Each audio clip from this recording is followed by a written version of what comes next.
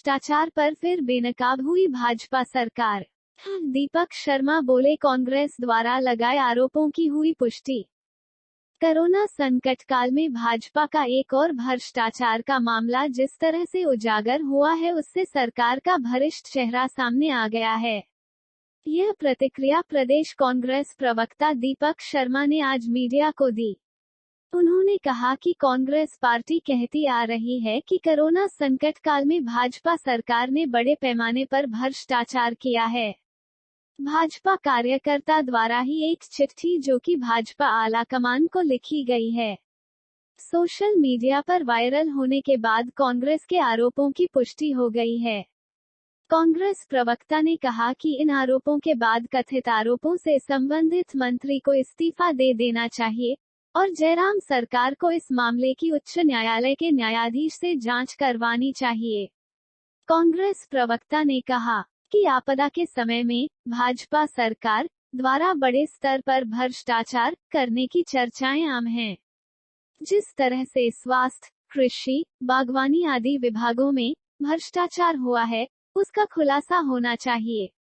उन्होंने कहा कि आपदा को लूट का साधन बनाने वाले बेनकाब होने चाहिए।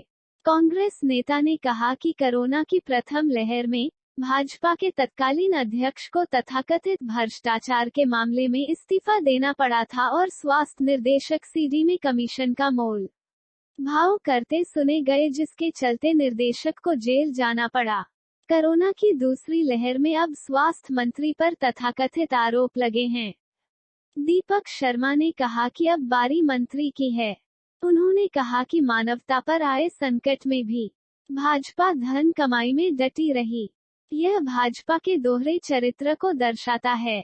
कांग्रेस नेता ने कहा कि कांग्रेस पार्टी इस मामले पर चुप नहीं बैठेगी और जब तक भ्रष्टाचारी बेनकाब नहीं होते कांग्रेस आंदोलन करेगी और जनता में भाजपा के भ्रष्ट चेहरे को बेनकाब करेगी।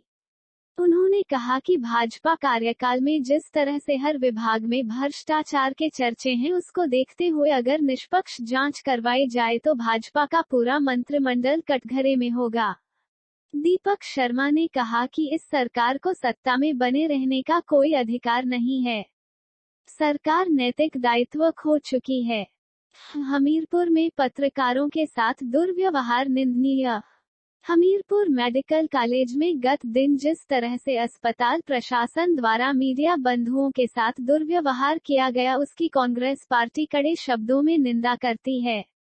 कोविड काल में पत्रकार भी फ्रंटलाइन योद्धा हैं और अपनी जान पर खेलकर समाज को आवश्यक सूचनाएं उपलब्ध करवा रहे हैं। इनके साथ इस तरह का दुर्व्यवहार शर्मनाक है। सरकार दोषियों के विरुद्ध कार्यवाही करे। यह स्वतंत्र पत्रकारिता के ऊपर अंकुश लगाने का कुप्रयास है, जिसे सहन नहीं किया जा सकता। प्रदेश भाजपा सरकार के खिलाफ जिस तरह से भारतीय जनता पार्टी के कार्यकर्ता द्वारा ही अपनी आलाकमान को लिखा गया एक पत्र सोशल मीडिया के ऊपर वायरल हुआ है, जिसमें भ्रष्टाचार के बहुत संगीन आरोप और भाजपा के भ्रष्ट चेहरे को बेनकाब। ब्यूरो प्रमुख सुरेंद्र कटोच की रिपोर्ट।